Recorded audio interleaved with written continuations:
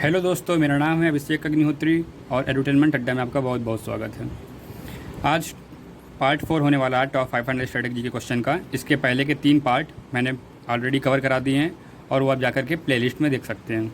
ये जो स्ट्रेटेजी के क्वेश्चन है वो आपको एसएससी, यूपीएसआई, रेलवेज, यूपी पेट, टेट और अन्य एग्ज़ाम्स में काफ़ी यूज़फुल होने वाला है। तो चलिए आज मूव करते हैं पहले क्वेश्चन की तरफ। पहला क्वेश्चन है कि in Shivaji's administration what was the role of Sar e नौबत।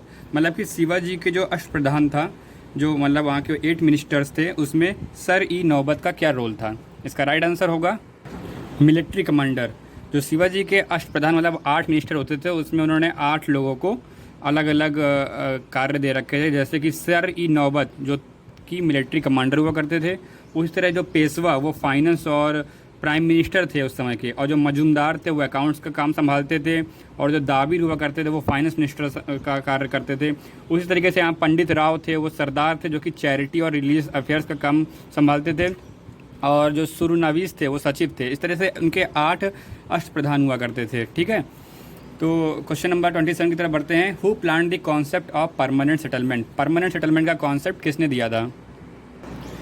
इसका राइट आंसर होगा जॉन सोर। जॉन सोर ने परमानेंट सेटलमेंट का कॉन्सेप्ट दिया था, लेकिन इसको इंट्रोड्यूस किया था कॉर्नवालिस ने 1793 में। सबसे पहले ये आपका बंगाल, मद्रास, उड़ीसा और जो आपके नॉर्दर्न डिस्ट्रिक्ट थी वहाँ पे काफ़ी ज़्यादा इसका इम्प्लीमेंटेशन किया गया था। इसमें होता क्या था कि जो जमींदार थे उनसे कह दिया गया था कि जो आप टैक्स कलेक्ट करेंगे फार्मर से, उसका जो 10/11 हिस्सा होगा वो आप हमको देंगे, और जो 1/11 हिस्सा होगा वो अपने पास रखेंगे। और इसमें जमींदारों के पास फुल राइट्स था, वो कितना टैक्स उनसे वसूल सकते थे, ऐसा कुछ था इसमें। ठीक है, क्वेश्चन नंबर 28 की तरफ बढ़ते हैं।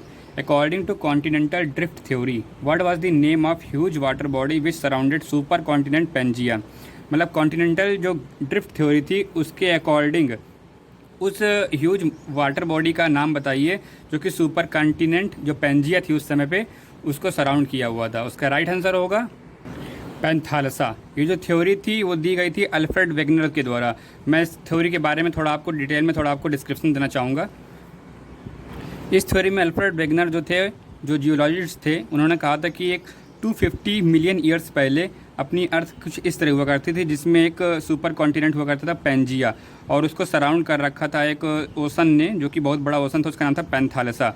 फिर उसके बाद उसमें कुछ विखंडन आने लगे थे, जिसके बाद जो पेंजिया था वो स्प्लिट हो गया था। जो उसका नॉर्दर्न पार्ट था उसको हम लॉरेशिया नाम से जानते हैं, और जो पार्ट जो आपका सदर्न साइड चला गया था उसको गोंडवाना लैंड के नाम से जानते थे। और जब ये पेंजिया टूटा था तो उसके बीच में आप जानते हैं कि अगर कोई कॉन्टिनेंट टूटेगा तो बीच में पानी भर जाएगा। तो जो पानी भर गया था तो उस जो सी का नाम था टेथीस सी। आपको ये याद रखना है, यहाँ पे टेथीस सी काफ़ी ज़्यादा इंपॉर्टेंट हो जाता है। मूव करते हैं नेक्स्ट क्वेश्चन की तरफ। अगला क्वेश्चन है कि which strait connects Arabian Sea and Red Sea. Strait क्या होता है ये मैंने एक ज्योग्राफी वाली सीरीज़ में कवर करा दिया, आप जाकर के वहाँ पे देख सकते हैं, प्लेलिस्ट बनी हुई है उसके लिए भी। इसका राइट आंसर होगा बाब अल मंदाब। इसको मैं मैप के माध्यम से आपको बताना चाहूँगा। ये आपका एशिया का मैप है, ये आपका अरेबियन सी है, और आपका ये रहा रेड सी, और ये यहाँ पे आप एक पतला सा एक रास्ता देख पा रहे हो जो कि यमन और अफ्रीकन कॉन्टिनेंट के बीच से निकल रहा है। तो ये जो पार्ट है इसी का नाम यहाँ पे बाब अल मंदाब स्ट्रेट है। स्ट्रेट क्या होता है इसको आप जाकर वीडियो में देख सकते हैं। स्ट्रेट क्या होता है, एक पतला सा पानी का ही रास्ता गया होता है जो कि 2 बड़ी वाटर बॉडीज़ को कनेक्ट करा रहा होता है। इसी तरह यहाँ पे इंडिया और श्रीलंका के बीच से यहाँ पे पाल्क स्ट्रेट गया हुआ है, और आपको ये पाल्क स्ट्रेट के बारे में भी याद रखना है कि पाल्क स्ट्रेट किन 2 देशों के बीच से गया हुआ है। अगला क्वेश्चन है कि Andaman and Nicobar islands jurisdiction comes under which high court. मतलब कि अंडमान निकोबार का हाई कोर्ट का अधिकार क्षेत्र कौन सा है। तो इसका राइट आंसर होगा Calcutta high court. Calcutta high court के अंडर में ही आपका अंडमान निकोबार आइलैंड का जुरिडिक्शन आता है, और कैलकाटा हाई कोर्ट का इस्टेब्लिशमेंट 1862 में हुआ था, और ये इंडिया का सबसे ओल्डेस्ट हाई कोर्ट है। और जो इंडिया का न्यूएस्ट हाई कोर्ट है वो है तेलंगाना हाई कोर्ट, जिसको 2019 में वो चालू हो गया था, और इस समय इंडिया के पास 25 हाई कोर्ट्स हैं। अगले क्वेश्चन की तरफ बढ़ते हैं कि हु डिस्कवर्ड एक्सरेस। एक्सरेस का आविष्कार किसने किया था। एक्सरेस का आविष्कार ने एक्सरेस की खोज किसने की थी।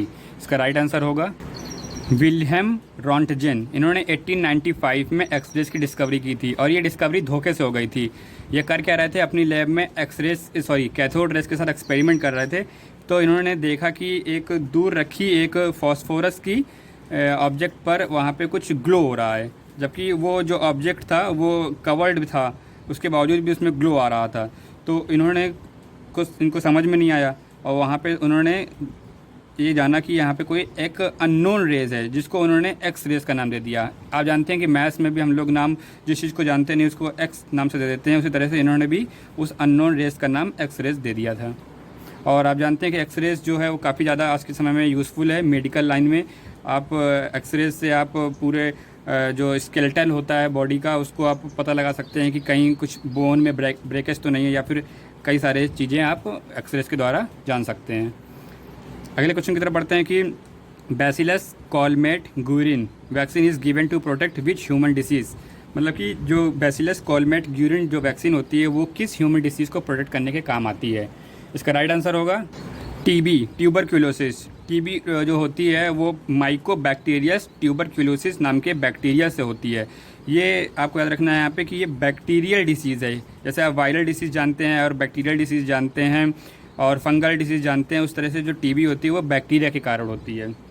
इसकी जो टीबी की जो वैक्सीन थी, बीसीजी टीका था, उसकी जो खोज किया था वो किया था अल्फ्रेड कॉलमेट, जिनका नाम यहाँ पे आता है बीच में, और जो दूसरा नाम है वो है कैमिले गुइरेन, और इसी दो नाम से मिलकर के इस टीबी की वैक्सीन का नाम पड़ा है। और इन दोनों जो साइंटिस्ट थे उन्होंने इस पर काम करना 1900 में स्टार्ट किया था, और जो पहला ट्रायल था वो 1921 में आया था बीसीजी का।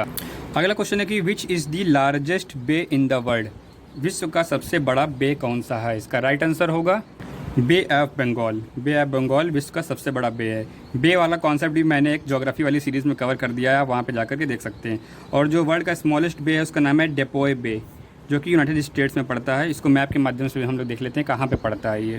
देखिए ये रहा यूनाइटेड स्टेट्स ऑफ अमेरिका का मैप, और जो ये वाला पार्ट आप देख पा रहे होंगे, ये वाला यहाँ पे है वर्ल्ड का सबसे छोटा बे, जिसको हम डेपोए बे के नाम से जानते हैं। सॉरी मैंने गलत बता दिया आपको, ये नहीं, ये वाला पार्ट जो यहाँ पे बना हुआ है, ये यहाँ पे, इसका नाम है डेपोए बे। वर्ल्ड का स्मॉलेस्ट बे इस जगह पर लोकेटेड है। ठीक है, अगला क्वेश्चन है कि who is the chairman of 15th finance commission, मतलब 15th फाइनेंस कमीशन का चेयरमैन कौन है। इसका राइट आंसर होगा NK सिंह, नंद किशोर सिंह। इनको जो फाइनेंस कमीशन के जो कमिश्नर होते हैं उनको अपॉइंट करते हैं प्रेसिडेंट अंडर आर्टिकल 280। आर्टिकल 280 कहता है कि एक फाइनेंस कमीशन का गठन राष्ट्रपति द्वारा किया जाएगा, जिसमें एक चेयरमैन के साथ 4 अन्य फाइनेंस कमिश्नर रहेंगे, जो कि 5 साल या फिर 5 साल से कम की अवधि में किए जाएंगे। फाइनेंस कमीशन का काम क्या होता है कि जो टैक्स कलेक्शन होता है उसको कैसे हम राज्य और सेंटर के बीच में बांटें, उसके बारे में जो फाइनेंस कमीशन होता है वो कुछ मेथड्स या कुछ फार्मूलाज प्रोवाइड करता है गवर्नमेंट को। तो आपको यहाँ पे इससे रिलेटेड आर्टिकल याद रखना है, आर्टिकल 280, और इस समय कौन है और कौन इनको अपॉइंट करता है, आपको ध्यान में रखना है। आखिरी क्वेश्चन की तरफ बढ़ते हैं कि कॉन्सेप्ट ऑफ कैग, कैग मतलब होता है controller and auditor general of India, का ऑफिस हमने किस देश से ये कॉन्सेप्ट लिया है। इसका राइट आंसर होगा ब्रिटेन। ब्रिटेन से हमने controller auditor general of India का कॉन्सेप्ट लिया। Controller and auditor general of India होता क्या है कि जो भी सरकार का लेखा जोखा होता है, क्या उसके पास पैसा आ रहा है, क्या पैसा जा रहा है, कितना टैक्स कलेक्शन हो रहा है, कितना हम क्या बोलते हैं कर्ज में डूबे हुए हैं, उसका पूरा लेखा जोखा controller and auditor general of India रखता है।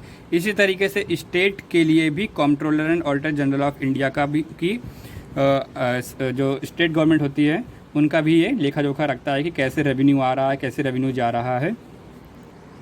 इसी तरीके से हमने ब्रिटेन से और क्या कॉन्सेप्ट लिया है, हमने और कॉन्सेप्ट लिया है कि सिंगल सिटीजनशिप। सिंगल सिटीजनशिप होता है कि एक देश में एक ही सिटीजनशिप होगी।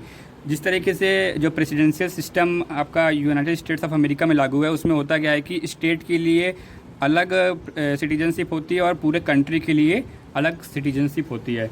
और इसी के साथ साथ हमने ब्रिटेन से लिया है बाई कैमेरियल, मतलब बाई कैमेरियल आप समझ रहे हो कि जैसे यहाँ पे चलता है लोकसभा और राज्यसभा, उस तरीके से ब्रिटेन में भी चलता है House of Lords and House of Commons. तो ये वाला कॉन्सेप्ट भी हमने ब्रिटेन से लिया है। आशा करते हैं आपको ये वीडियो पसंद आई होगी। अगर आपको ये वीडियो पसंद आई हो तो इस वीडियो को शेयर करिए और मेरा चैनल जितना हो सके उतना इसको शेयर कीजिए और सब्सक्राइब कीजिए। मिलते हैं अगली वीडियो में, तब तक अपना ख्याल रखिए। धन्यवाद।